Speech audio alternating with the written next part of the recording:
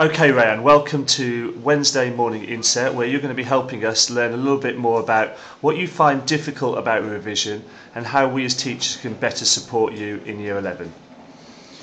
Okay, I find revision quite difficult at times because most teachers after lessons they'll say revise. Well, I'm not trying to say like where I'm particularly stupid, but what do they mean by revise? Because revise can mean anything. I could revise something that I find easy just because I don't want to. Just I don't want to find the challenge. I don't want to do the challenge to revise something hard.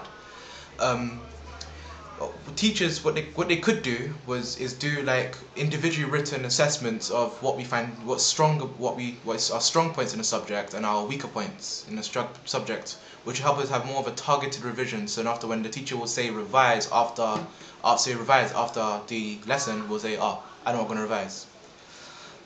Most departments they would have a lack of resources. We're not saying like a lack of resources. I mean like they give us any revision booklet, probably outdated or whatnot, and most people, I think teachers what they could do is make make individual booklets about a subject which will benefit us more in the long run. For example, say I'm doing maths and I find something difficult with angles, for example, I say I put my maths geometry book where it'll be much more easier for me to find, much more convenient for me to use rather than flicking through a book and not giving much of a care in the world after that.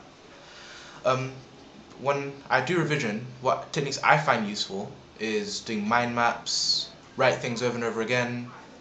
I use YouTube as well. They give you videos on almost any sort of tutorials you can think of. What teachers also need to do is that although I do point out quite a lot of revision techniques, teachers don't tell us revision techniques. What will be most useful for that specific subject, because some people will not be like me where they like to draw up mind maps or write things over and over again. They could prefer to see it in a book or prefer to listen to it through someone speaking to them, which will benefit us much more, which will get us our good GCSEs in the long run. Smile.